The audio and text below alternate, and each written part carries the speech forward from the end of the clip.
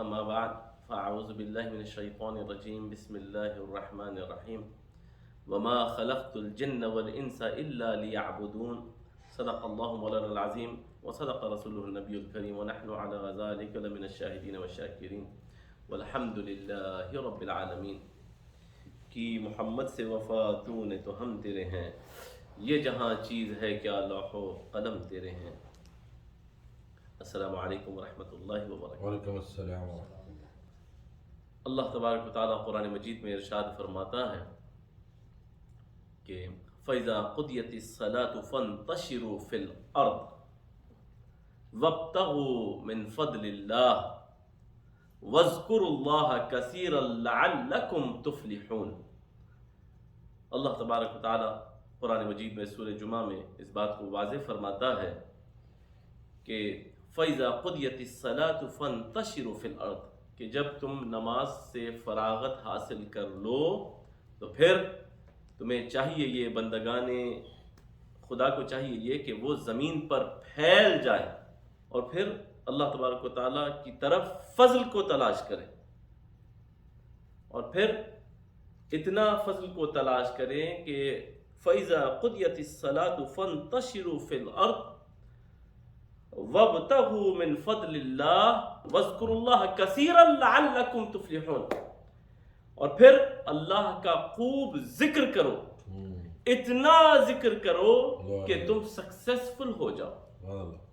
اب یہاں پہ کسب معاش اور کسب حلال کے لیے اللہ تبارک و تعالیٰ بندگان خدا کو، انسانوں کو اللہ تبارک و تعالیٰ ترغیب دے رہا ہے کہ جب تم جمعے کی نمازوں سے فراغت حاصل کر لو تو تمہیں چاہیے یہ کہ زمین کے اندر پھیل جاؤ، رائٹ لیفٹ آگے پیچھے ہر جگہ پھیل جاؤ، کسب کرو، محنت کرو، جو طاقت خداداد اللہ تبارک و تعالیٰ نے ہمیں عطا فرمائی ہے اس کے ذریعے کسب کرو، اور پھر اللہ کے فضل کو، رحمت کو تلاش کرو۔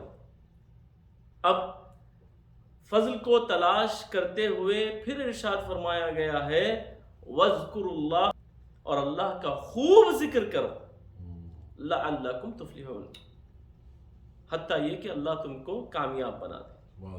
تو معلوم یہ ہوا کہ ذکر جو ہے خدا کا، وہ صرف خدا کے گھر میں مسجد کی حد تک محدود نہیں رہنا ہے، بلکہ چاہے آپ کسب کریں، آپ محنت کریں، مشقت کریں، گھر میں بیٹھیں، کھیلیں کودیں، ہر جگہ آپ کو اللہ تبارک و تعالیٰ کے ذکر کو ہمیشہ اپنے ساتھ شامل رکھنا ہے۔ تو پہلی بات تو یہ پتہ لگی کہ اللہ کے ذکر کو صرف مسجد تک محدود نہیں، یعنی if somebody thinks کہ نہیں ہم کو دنیا میں اللہ نے بھیجا ہے، دنیا میں رہتے ہوئے دین کو بیلنس کرنا ہے، نہیں، خدا آپ سے یہ نہیں چاہتا، بلکہ what اللہ سبحانہ و تعالیٰ is saying and commanding you is to be on Islam and then balance دنیا۔ مسلمان کا کام یہ ہے کہ دنیا میں رہ کے دین کو بیلنس نہیں کرنا ہے، بلکہ دین پہ رہ کے، اسلام پہ رہ کے دنیا کو بیلنس کرنا ہے۔ اگر یہ بات سمجھ میں آ گئی تو پھر ساری جو دین کی ایسنس ہے وہ آپ کو سمجھ میں آ گئی۔ ہر مسلمان دیندار ہونا چاہیے، دنیا کو ساتھ میں رہتے ہوئے چلانا ہے، اس کو کسب کرنا ہے، اور کسب کرتے ہوئے، محنت کرتے ہوئے بھی اللہ کا ذکر کرنا ہے۔ اچھا، اب اگر کوئی یہ کہتا ہے کہ نہیں بھائی اللہ تبارک و تعالیٰ کی ذات پہ توکل ہے، یعنی اللہ تبارک و تعالیٰ is the giver, he is the ultimate giver, اور اللہ تبارک و تعالیٰ ہی دینے والا ہے، تو اب ہم کو چاہیے یہ کہ ہم صرف اللہ سے بغیر کچھ کام کریں، اللہ سے مدد مانگیں۔ کیا یہ ممکن ہے کہ بغیر your actions, without your actions, یا بغیر آپ کی محنت کے کیا ایسے ہو سکتا ہے کہ آپ کو پھل ملے؟ کیا ایسے ہو سکتا ہے کہ سیڈ کو بغیر آپ اندر پلانٹ کرے آپ کو باضابطہ ایک ٹری نمودار ہو سکتا ہے؟ It's not gonna happen like that۔ تو معلوم یہ ہوا، یہاں پہ بتایا یہ گیا ہے کہ عمل میں توکل نہیں کرنا ہے، عمل پہ توکل نہیں ہے، عمل میں توکل نہیں ہے، عمل کے نتیجے پہ توکل کرنا ہے۔ کہ آپ نے جو ایکشنز کیے ہیں، جو ایکٹیویٹیز کیے ہیں، محنت کی ہے، اب اس کے بعد جو رزلٹ ہے وہ رزلٹ پہ آپ کو اللہ کی ذات پہ توکل کرنا ہے، بغیر ایگزام لکھے، بغیر پڑھے. if you wanna give the test ultimately آپ فیل ہونے والے ہیں، یہ معلوم ہے، آپ کو خود بھی معلوم ہے you're gonna fail. تو معلوم یہ نہیں اللہ بچانے والا، بسم اللہ الرحمن الرحیم، آپ سورہ پڑھ لو، قرآن پڑھ لو، سب پڑھ کے بھی اگر آپ کریں، کیونکہ آپ محنت ہی نہیں کریں، اور جب آپ محنت ہی نہیں کرے تو آپ کو رزلٹ بھی خراب آنے والا ہے. اب محنت کر چکے ہیں آپ، you have tried your best, you have given your 100%, you studied everything، سب کچھ کر لیے. اب اس کے بعد بعض اوقات ایسا ہوتا ہے انسان بھول جاتا، ذہن سے نکل جاتا، پریشر آ جاتا. اب وہاں پہ اللہ کی ذات پہ توکل کرنا ہے، مولا میرے کوئی چیز کو زائل ہونے مت دے، میں جو کچھ پڑھا ہوں، جو محنت کر رہا ہوں، میرے ذہن میں رہنے دے. مولا کم سے کم وقت کے اندر وہ پورے آنسرز کرنے کی مجھے طاقت دے، میرے ہاتھ کو تیز چلا، میرے ہاتھ کی جو کمزوری ہے سلو رائٹنگ کی، اس کو فاسٹ رائٹنگ میں تبدیل. یہ توکل ہے، محنت کرنے کے بعد اس کے رزلٹ کے لیے توکل کرنا. اس کے بعد بھی بعض اوقات ایسا ہو سکتا ہے کہ ٹیچر غلط کریکشن کرے، یا ٹیچر آپ کو 20 آؤٹ آف 20 دینے کے بجائے خواہ مخواہ کے 12 دینا چاہ رہی ہے. وہاں پہ اللہ تو کرم فرما ہو، میرے کو 20 آؤٹ آف 20 دلا دے، میں نے محنت کی ہے. تو رزلٹ پہ توکل کرنا ہے، اللہ سے مدد مانگنا ہے. پہلے آپ کو محنت کرنا ہے، اس کے بعد ورک ہارڈ کرنا ہے، اس کے رزلٹ پہ توکل ہے. تو اگر کوئی آلسی بن کے یہ بیٹھ جائے اور یہ کہے کہ نہیں بھائی خدا دینے والا ہے، محنت کیا کرنے کی ضرورت ہے، تو نہیں. خدا خود فرماتا ہے فَإِذَا قُضِيَتِ الصَّلَاةُ فَانتَشِرُوا فِي الْأَرْضِ وَابْتَغُوا مِنْ فَضْلِ اللَّهِ. اور پھر اللہ فرماتا ہے وَاذْكُرُوا اللَّهَ كَثِيرًا لَعَلَّكُمْ تُفْلِحُونَ، کہ تم نماز کے بعد زمین پر پھیل جاؤ کسب معاش کے لیے، معاش کو تلاش کرو.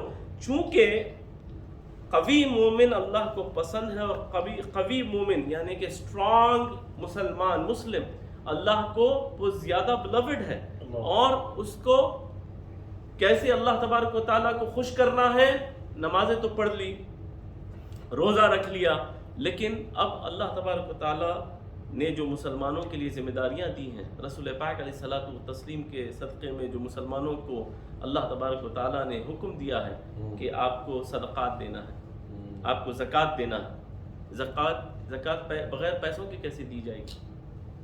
حج کیسے کیا جائے گا؟ آج آپ اندازہ لگائیے تقریباً $14,000 کے تقریباً قریب ہو رہا ہے. یہ ہمارا فریضہ ہے. اگر ایک فیملی جاتی ہے تو آپ اندازہ لگائیے اٹس آلموسٹ اباؤٹ $30,000. اگر آپ خواہش کرتے ہیں، آپ کی تمنا ہے آپ کی اولاد کو بھی ساتھ لے جائیں، you are talking about 50,000 close to 50,000 یا اس سے زیادہ. How are you gonna do it? چھوڑ دیں گے یہ فریضہ؟ نہیں، ہمارے حق میں نہیں. اللہ اکبر. ہر مومن کسب کر کے یہ کوشش کرنا چاہیے کہ وہ حج بیت اللہ کے سے مشرف ہو جائے. اب اس کے لیے آپ کو کسب کرنا پڑے گا، بغیر کسب کے کیسا ہوگا؟ آپ اندازہ لگائیے حج کی سعادت حاصل کرنے کے لیے، زکوٰۃ کو دینے کے لیے، صدقات و خیرات کو دینے کے لیے، غریب نوازی کرنے کے لیے، یتیموں کی سرپرستی کرنے کے لیے، بیواؤں کی سرپرستی کرنے کے لیے، سب چیزوں کے لیے آپ کو پیسے کی ضرورت ہے. اور پیسہ کمانے کے لیے آپ کو محنت کرنا بے حد ضروری ہے.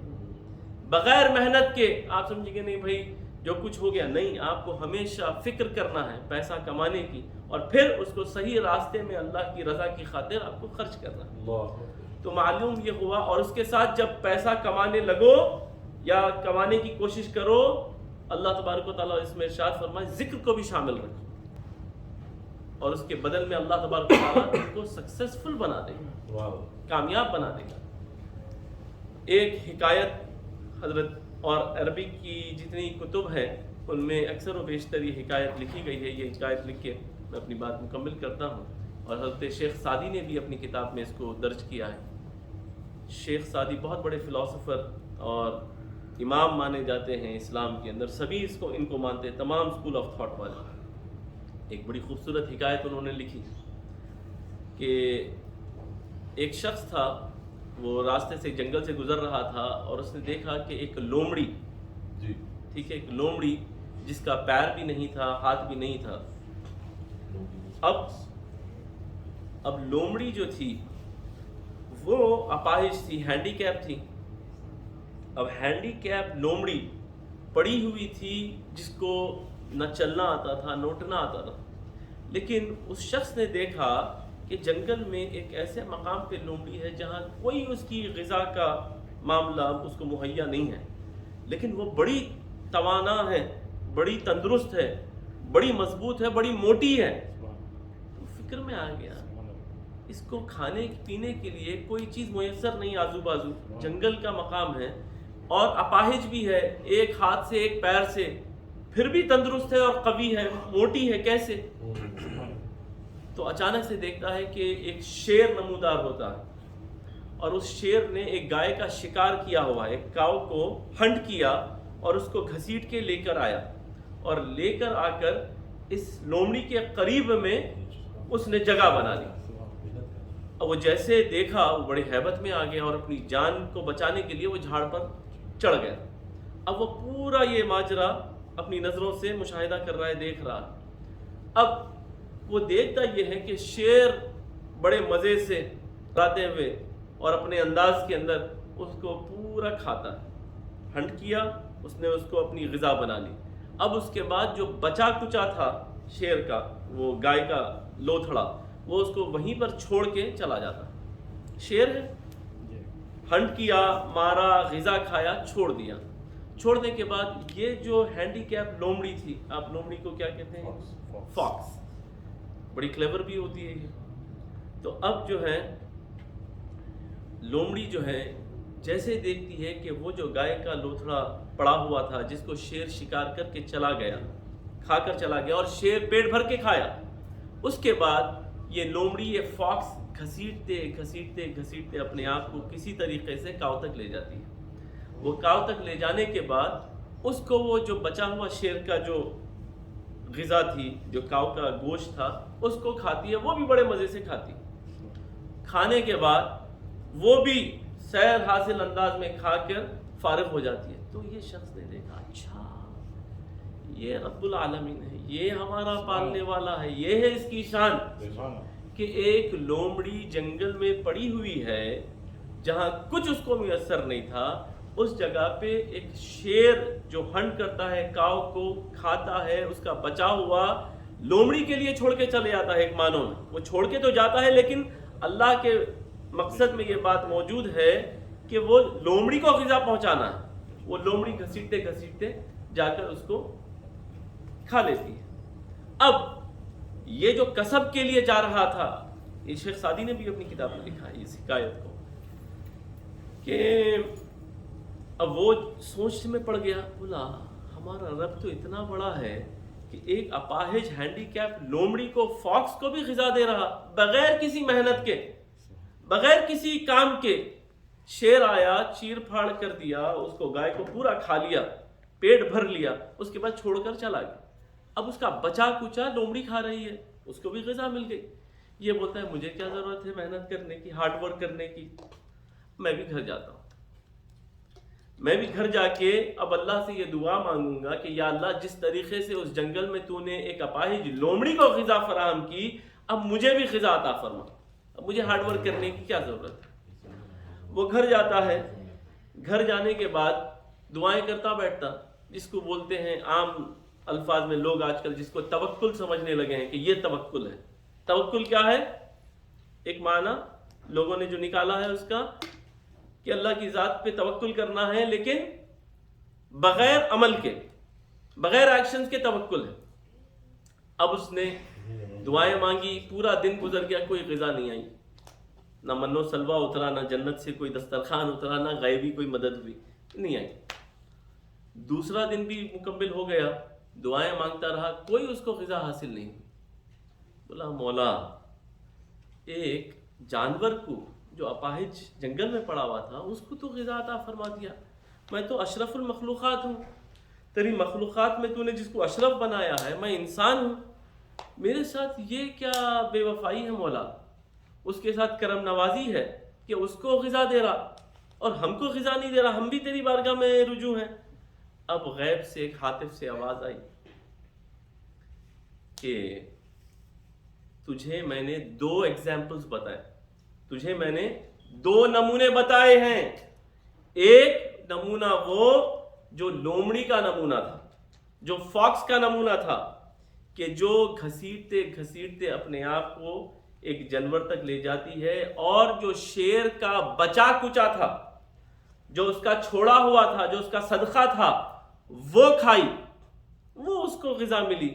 اور دوسرا جو نمونہ تھا وہ شیر کا نمونہ بھی میں نے تجھے بتایا، کہ جو خود محنت کرتا ہے، خود کاؤ کو ہنٹ کرتا ہے، اور آپ کو معلوم ہے کاؤ ایسے ہی بس میں نہیں آ جاتی۔ اور یہ کیوں ہوا؟ یہ اللہ تبارک و تعالیٰ نے ہر چیز کو ایک مقصد کے لیے پیدا کیا گیا۔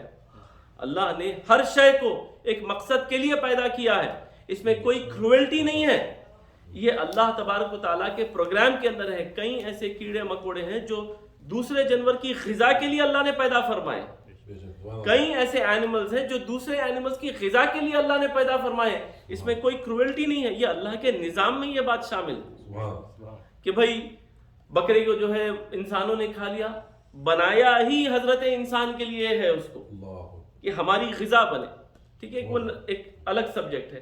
بہرحال شیر نے کیا کیا؟ ہارڈ ورک کیا، ہنٹ کیا، اس کو مارا، اس کے بعد اس کو کھایا۔ یہ ایک ایگزامپل ہے۔ اور دوسرا ایگزامپل بغیر محنت کے، لیکن اس کو شرمندگی ہے، اس کو ندامت ہے، اس میں بے انتہا بے عزتی ہے کہ کسی کا چھوڑا ہوا جھوٹا صدقہ تھوکا ہوا وہ کھا رہا۔ تو دو ایگزامپلس معلوم ہوئے، ایک ہے شیر کا ایگزامپل، ایک ہے اس فاکس کا، لومڑی کا ایگزامپل۔ تو اب معلوم یہ ہوا کہ حضرت انسان کو شیر والی زندگی گزارنا ہے، لائن اور ٹائیگر والی زندگی گزارنا ہے، جو خود محنت کر کے شکار کرتا ہے اور خود بھی کھاتا ہے اور دوسروں کے لیے بھی حصہ چھوڑ جاتا ہے۔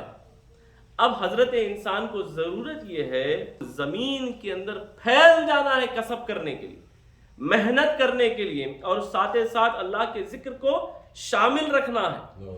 اب اللہ تم کو اس کے عوض میں فلاح دے گا، کامیابی دے گا، سکسیسفل بنائے گا، اور اس کے ذریعے جو مال و دولت حاصل ہوگی اپنے لیے بھی استعمال کرو، اپنے اہل و عیال کی پرورش کے لیے بھی، اور پھر غریب نوازی بھی کرو، بیواؤں کی سرپرستی بھی کرو، اور لوگوں کی مدد بھی کرو صدقات کے ذریعے۔ زکوٰۃ جو فریضہ ہے اس کی ادائیگی کے لیے تم کوشش کرو، اور حج کے انتظام میں بھی لگ جاؤ۔ بغیر پیسے کے کیا ہو سکتا ہے؟ اب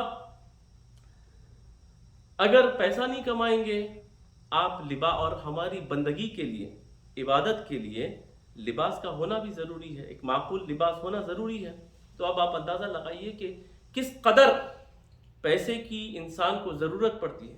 پیسہ ایک معنوں میں صرف پیسے کی بھوک نہیں، بلکہ اس کی عبادت کے لیے بھی پیسے کی ضرورت ہے، اور پیسہ کمانے کے لیے کسب کرنا ضروری ہے، محنت کرنا ضروری ہے۔ جو کچھ اللہ دے، کسی کو زیادہ دے کسی کو کم دے، بٹ سٹل آپ کو محنت تو کرنا ہے۔ اب آپ کو لباس پہننا ہے، اور لباس پہننے کے لیے آپ کو ضروری ہے کہ جو شرعی تقاضے ہیں وہ پورے ہوں، اور اللہ تبارک و تعالیٰ قرآن مجید میں واضح ارشاد فرماتا ہے وَمَا خَلَقْتُ الْجِنَّ وَإِنسَ إِلَّا لِيَعْبُدُونَ، کہ اللہ تبارک و تعالیٰ نے جن و انسان کو صرف اس لیے پیدا کیا ہے کہ وہ اس کی عبادت کرے۔ مقصد حقیقی ہمارا جو کائنات میں آنے کا ہے، اس دنیا میں زمین پہ آنے کا ہے، اللہ نے جو ہمیں بھیجا ہے وہ اللہ کی عبادت ہے۔ اس کی عبادت کرتے کرتے دنیا کو بیلنس کرنا ہے۔ دنیا میں رہتے ہوئے عبادت کو بیلنس کر رہے ہیں، یہ کون سا اسلام ہے؟ یہ کون سی انسانیت ہے؟ انسانیت اس شے کا نام ہے کہ عبادت خدا کی چلتی رہے، ساتھ ساتھ دنیا آپ کمائیں، لیکن اس کو تقویت پہنچانے کے لیے۔ اسی لیے شیخ سعدی نے بہت خوب ارشاد فرمایا کہ زندگی آمد برائے بندگی، زندگی بے بندگی شرمندگی، کہ جو زندگی بغیر بندگی کی ہے اس میں تو صرف شرمندگی ہی شرمندگی ہے۔ زندگی آمد برائے بندگی، زندگی جو ہم کو حاصل ہوئی ہے وہ صرف اس کی عبادت کی خاطر، اس کی عبادت کرنے کے لیے، اس کو راضی کرنے کے لیے۔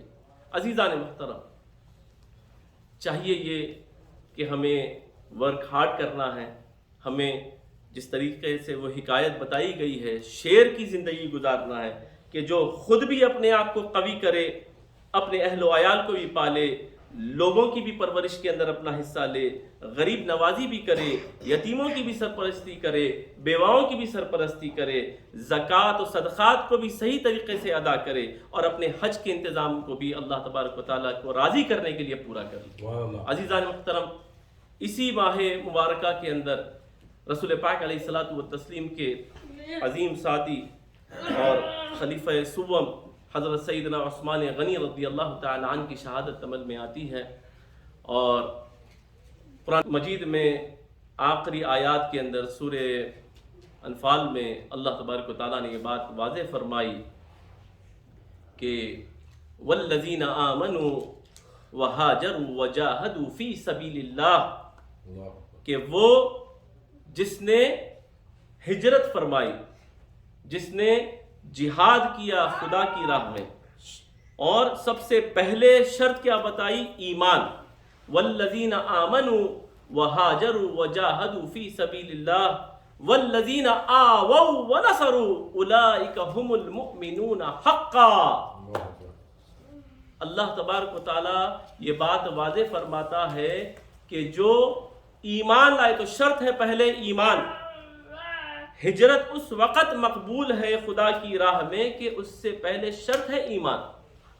تو جس نے ایمان لایا، ہجرت کی خدا کی رضا کی خاطر، اور خدا کی راہ میں جہاد کیا، والذین آووا، اور جس نے پناہ دی، جس نے اپنا گھر بار دیا اور وسائل مہیا کروائے پناہ کے، جیسا کہ رسول پاک علیہ الصلوۃ والتسلیم نے جب ہجرت فرمائی، اب انصار کا طریقہ کار آپ دیکھیے، خدا کی رضا کی خاطر آپ سمجھ رہے ہیں اسلام بڑی آسانی سے ہم کو حاصل ہوا، کیسی کیسی قربانیاں دی گئی، اور خدا کو راضی کرنے کے طریقہ کار دیکھیے آپ۔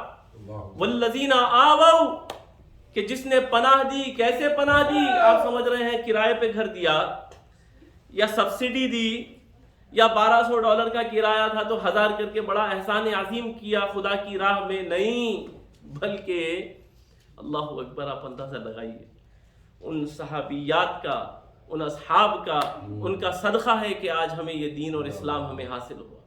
کیسے رسول پاک کی رضا کی خاطر، ان کی خوشنودی کی خاطر صحابہ کرام نے یہاں تک ساتھ دیا جن کی دو بیویاں تھیں، 2 بیویاں تھیں، انہوں نے کہا، کیونکہ آئے تھے ہجرت کر کے، بڑے بے یار و مددگار تھے، پریشان حال تھے، رسول پاک کے ساتھی تھے، رسول پاک علیہ الصلوۃ والتسلیم نے فرمایا اب ان کی مدد کرنا ہے خدا کی رضا کی خاطر، میری خوشنودی کی خاطر۔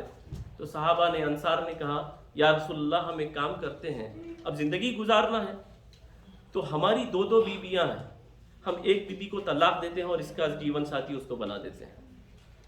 اچھا، کسی صحابیہ نے یہ چیلنج نہیں کیا تم کیا بھیڑ بکری سمجھتے ہو ہم کو کہ ہم تم سے طلاق حاصل کر لیں اور دوسرے صحابی کے ساتھ نکاح میں چلے جائیں؟ نہیں، خدا کی رضا کی خاطر، رسول پاک کی خوشنودی کی خاطر، اسلام کو تقویت دینے کی خاطر ان صحابیات نے بھی قربانی دی۔ کہا ٹھیک ہے، ہم تیرے نکاح سے فارغ ہوتے ہیں اور ان سے نکاح کرتے، اسلام کو فروغ دینے کے لیے، اسلام کو قوی بنانے کے لیے ہم یہ قربانی بھی دینے کے لیے تیار ہیں۔